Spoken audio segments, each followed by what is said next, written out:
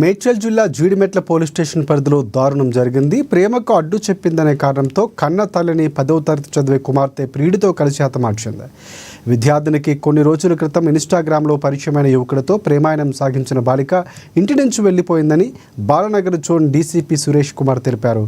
తన కుమార్తె కనిపించడం లేదని తల్లి జీడిమెట్ల పోలీస్ స్టేషన్లో ఫిర్యాదు చేయగా పోలీసులు దర్యాప్తు చేస్తున్న క్రమంలో గత రాత్రి ప్రియుడితో కలిసి బాలిక ఇంటికి వచ్చిందని చెప్పారు. నిద్రిస్తున్న తల్లి అంజమ్మ గొంతు నులిమి కర్రతో తలపై కొట్టి చంపారని సమాచారం ఉంది. ఇక ప్రియుడు అతని తమ్ముడితో కలిసి బాలిక ఈ దారుణానికి వడిగట్టినట్లు సురేష్ కుమార్ వెల్లడించారు. ఘటన అనంతరం నిందితులు అక్కడి నుంచి పరారయ్యారని తెలిపారు. స్థానికుల సమాచారంతో ఘటనా స్థలానికి చేరుకున్న పోలీసులు కేసు నమోదు చేసుకుని దర్యాప్తు చేస్తున్నారు. మృతదేహాన్ని పోస్ట్ మార్టం నిమిత్తం గాంధీ ఆసుపత్రికి తరలించారు. ప్రస్తుతం బాలికను పోలీసులు అదుపులోకి తీసుకుని విచారిస్తున్నట్లు తెలుస్తోంది. జీడిమెట్ల పోలీస్ స్టేషన్కి ఒక సమాచారం వచ్చింది. ఆ సమాచారం మేరకు జీడిమెట్ల పరిధిలో ఉన్న ఇది లాల్ బహదూర్ నగర్ ఈ ఏరియాలో ఒక ఇంట్లో ఒక స్త్రీ హత్యకు గురైందనే సమాచారం వచ్చింది.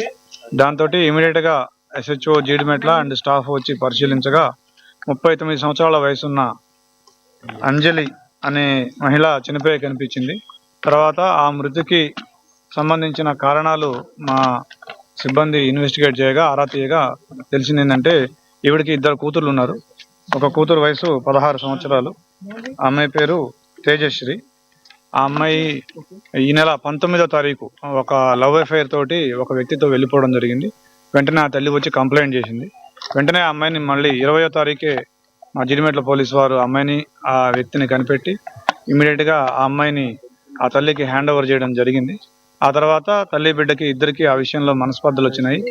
ఆ అమ్మాయి తేజశ్రీ ఎవరైతే ఉందో ఆ అమ్మాయి తల్లిని ఎట్లాగైనా అడ్డు తొలగించుకోవాల్సిందే, నేను ఆ అబ్బాయిని పెళ్లి చేసుకోవాలంటే అని చెప్పేసి ఆ అబ్బాయి ఎవరైతే ఆ అమ్మాయి ప్రేమించిన అబ్బాయి ఉన్నాడో శివ, ఇతను కట్టంగూరులో ఉంటాడు, నల్గొండ జిల్లా. ఆ శివాని పిలిచి తన తల్లిని హత్య చేయవలసిందిగా పురికొల్పింది.